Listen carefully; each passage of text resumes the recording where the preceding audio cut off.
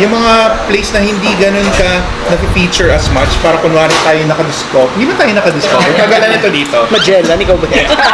Just realizing it, you guys suck at choosing the gulay. Because that's langka, isn't that fruit? Oo nga. Sarap ng kaldereta. Yung kaldereta, yung konting anghang. Ito pa lang eh. Gusto ko yun.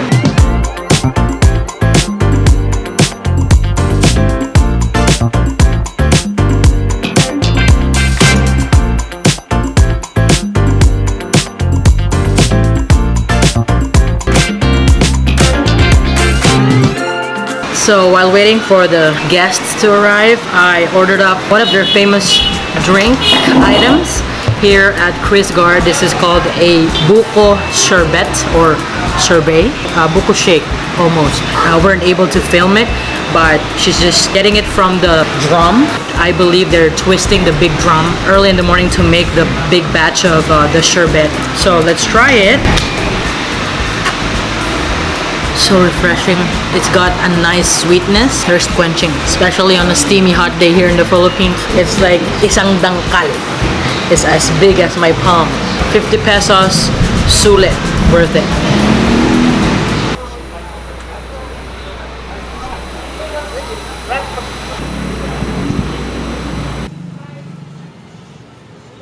Ako, kaldereta. Oo, natry ko na yan. Gusto ko i-try yung Bopis actually.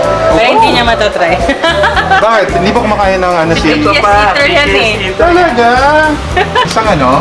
Lechon Kawali. Isang Shanghai. Dapat yata magulay tayo, nagigilty ako. Sige. Laing o kaya ginataang langka. Go, go! Ginataang Langka. Tapos Ginataang Langka. Gagalit na si Riz, nakapulot na yun.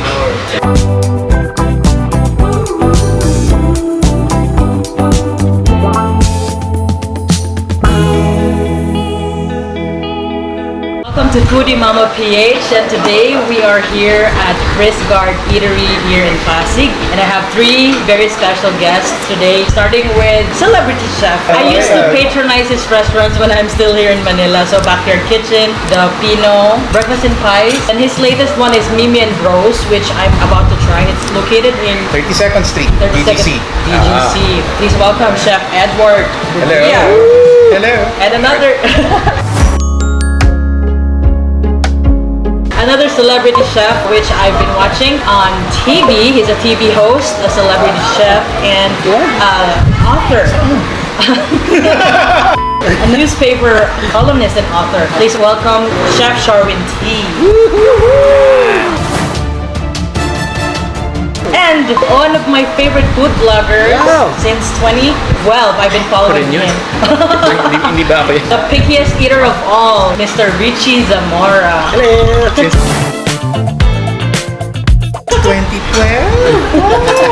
And they're the Titos of Manila.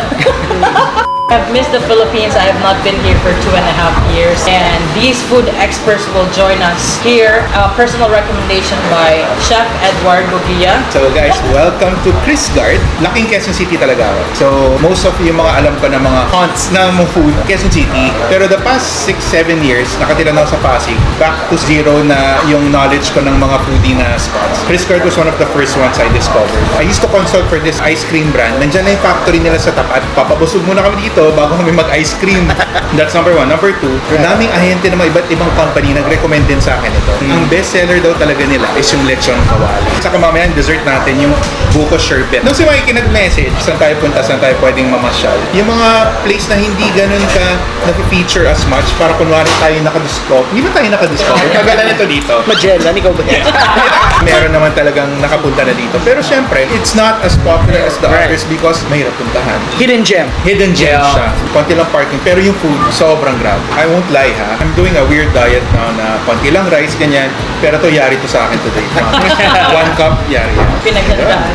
Yes. Alright, let's start. So, ganda nung pag-order natin, iba-iba, no? Meron tayong Lechon Kawali, meron tayong Kaldereta, Bopis, Lumpiang Shanghai, and then dahil nag-guilty kami, nag-order kami ng Ginataang Langka para kunwari, kumakain kami ng gulay. Sila yun, ako hindi ako nag-guilty.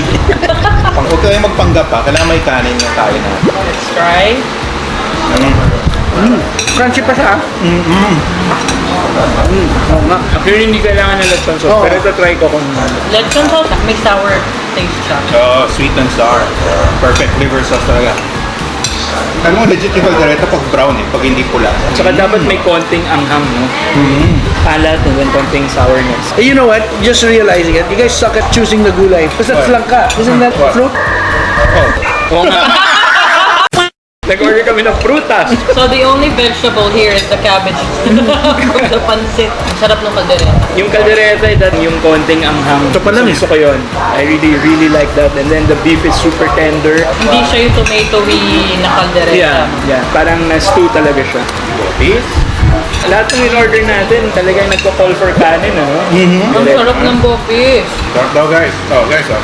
Mapapakain kaya natin si Richie ng Go konti. pickiest eater. Kumasarap yung Bopis. Walang Bopis sa Singapore eh.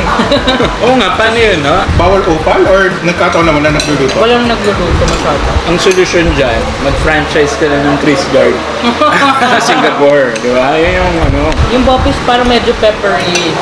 Peppery siya. Sarap. Sorry kung Lechon Kawali ako na die hard Shanghai fancy Richie, so yun ang in-order niya. Yung guys, yung gagawin namin sa Crisgard, itong lahat namin in-order, wala pang 1,000 yan. May pancit na kabilao ka na. Yan, Shanghai. Ang Shanghai kinakamay yan, hindi niyo ba alam? Food is really good. Which one's your favorite so far? For me, I have to say yung kaldereta, yan kasi yung matagal ko nang hindi nakain among sa mga dishes na to. Yun yung nagagawa na tong place na to eh. Kung ano yung hinahanap mo, just look for it. Sigurado may mahanap ka dito na matagal mo nang hindi nakain. And it's gonna make you happy. Ang weird na answer ko. So, Wag na kung weird. given na yun type ko yung Lechon Kawali, di ba? Kasi na-order ko na yan before. Ang sarap ng Langka. Ang sarap ng pagkagawa niya. I love it. Very savory. Maganda yung pagkaluto ng gata niya. Yung tipong nagmamantika na ng konti. Siyempre si pickiest eater. The mere fact na sinubos ko na, sinolo ko na yung Lechon Kawali. I really love that Ano yun? Lechon Ginawa Kawali. bumalik dito. Ang sarap. Sarap na lang ka, di ba? Tsaka yung ibang Karinderya, they make it really savory, salty eh. Ito hindi. Mapapapak mo pa rin siya. Saka yung langka is like the best. Lahat ng tao naghahanap ng replacement meat. But ito yung original replacement meat. Ang sarap. Pwede ka rin magpaluto dito ng bilao ng pancit. So, order lang sila kanina. Pre-ordered na bilao. Bihon, canton, de Lechon Kawali. So, let's try it. Saka yan, totoong may gulay ka ng makakain dyan. Kanina, fake news lang yung kanina. Tapi pancit, go bihon fan. Pero ganda ng texture niya. Kamalasa. Sarap. There's enough citric na tinge to it na tama-tama lang. Makalaman siya. Saka ano, crispy pa yung gulay. Pero manamis-namis pa. Nice texture yung crunch. Tsaka ang sarap ng Lechon Kawali. That is really good. Tawa naman ako na gumana yung recommendation ko sa inyo. Minsan lang ako makasamba ng ganun. Hindi totoo yan. Actually, kung gusto niyo talaga ng mga late night eats, no? Or yung mga Karinderya hits, si Chef Ed talaga yung resource dyan. I'm curious how often you guys go to a Karinderya. Ako pre-pandemic, mas madalas. Unfortunately, ngayon mas din ako lumalabas. Pero if you're wondering kung ano yung gustong kainin ng mga chefs, alam mo, pagluluto niyo yung chefs, huwag lang kayo magluto ng fancy stuff. Magluto kayo ng Karinderya stuff. Yun yung hinahanap namin. Usually, after cooking or after an event, ganito yung hinahanap ko. Karinderya food, tapsihan, paresan, bulaluhan. Yan. Ako madalas, we do our own cooking. May mga times na yung mga meeting namin kahit na work from home, anong oras na natatapos, di ba? Sakto na sa lunch or dinner time. So meron ng either pa-deliver or take-out. Tulad dito, minsan Saturdays, parang yun yung break ko na rin, downtime ko. I just take out from these Karinderyas na lang. Same, because I don't cook, my wife doesn't cook. So ang ginagawa namin is that in our village there is this Karinderya na nagdi-deliver. Ang bilis ma-sold out You have to punch in your order by the evening. Kung umabot ka ng mga 10:30, malamang sold out na. The pancit's good. So my audience might be wondering why I guested 3 Titos of Manila. So I just got back a week ago and I'm leaving in a week. I've missed Filipino food and I've missed the Filipino people. And I've been wanting to insert people from the food industry so you would learn from them as well. Batikan na to sa FNB. Dapat yata guys, nag-English tayo. Ako kanina pa ako nag-English International yata itong audience. Sila yung sinubaybayan ko kasi I was away from the Philippines, so I've been looking for community food groups. It's such a happy community, happy place that I've been wanting to guest you guys so my audience can see as well. Can you let us know more about the Sinigang, how it was born? So we started out as a food podcast. We're the only food podcast in the Philippines.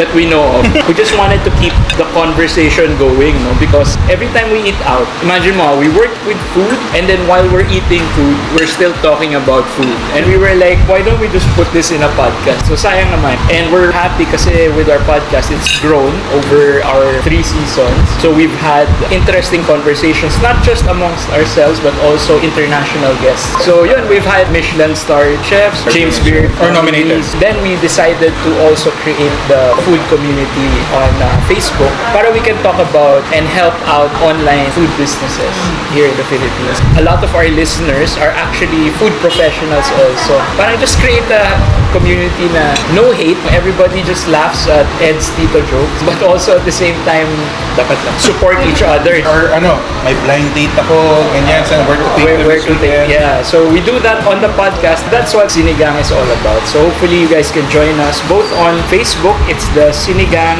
FB community. On Spotify or wherever you get your podcast, you can listen into the Sinigang podcast. So that's 2 words, Sini and Gang. Sana may makanood nito, may mag-sponsor sa amin to fly to Singapore. We will, or not even Singapore, let's think local.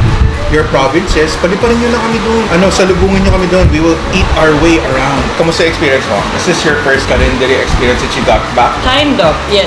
Kind of. Home-cooked food, Right. best of all. I like. Di nagbabago yung lasa, yung recipe nila. Ever since, ito na talaga. May gusto pa kayo try? Should I order the Buko I think Sherbet? we should get the buko. Sige, ako. Sige. Ayan, let's try the sherbs. How do you pronounce it? Sherbet. Is it sherbet? Depende kung saan parte ka ng US. So, pag may age, sorbet. Hindi, pagka may...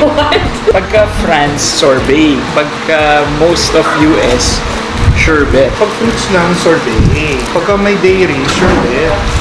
So ba to? Oo nga! Pero ito, wala namang dairy to. So, it's a sorbet. Oo nga, di ba? Masarap. Sarap, no? Sherbet. Oh, that's so good. O, di ba? Pwede lang mag-recommend, di ba? Saka this is the type na will cool you off instantly. You need this in Singapore. Yes. Sarap. Parang, di ba, you instantly feel better. Get a brain freeze. I drank it quick. I'm the pickiest eater, so you can find me at youtube.com/thepickiesteater. I do food reviews. My goal during the time of the pandemic was to try to help online businesses. So I made a playlist called Quarantine Cuisine. So online businesses started sending me food, and I actually discovered a lot of amazing home-based businesses. But now what I'm doing is helping restaurants show like how they do their, I call it social distance dining, how they're following the protocols and all of that. So I've been eating at restaurants more often, trying to get them more exposure as well, to let people know that the restaurant scene is coming back. Support local restaurants. For me, my YouTube channel is Chef Sharwin T. I do cooking videos and also K-drama review videos. They don't seem connected, but they actually are. In all my K-drama reviews, I also review the food that is in the K-drama. And then sometimes my recipe comes from the K-drama. So it's both connected. So if you either want K-dramas or you want recipes, that's my channel. Mine is youtube.com/Chef Edward. Usually food hacks. I have 2 playlists there. The other one is called Someone Had to Do It. For example, nauso dati yung glazed donuts tapos may fried chicken sa gitna. Well, someone had to do it. So I tried it and then I made a video out of it. I don't get to post as many videos as I want to, but try ko buhayin ulit, promise. Alright, so make sure you guys follow them. It's gonna be a short video. It's a fun food video with the Titos of Manila. I hope you guys subscribe to their channel and their social media accounts. That's it for today's video. Thank you so much for watching and goodbye from the Philippines. Bye! From the Philippines!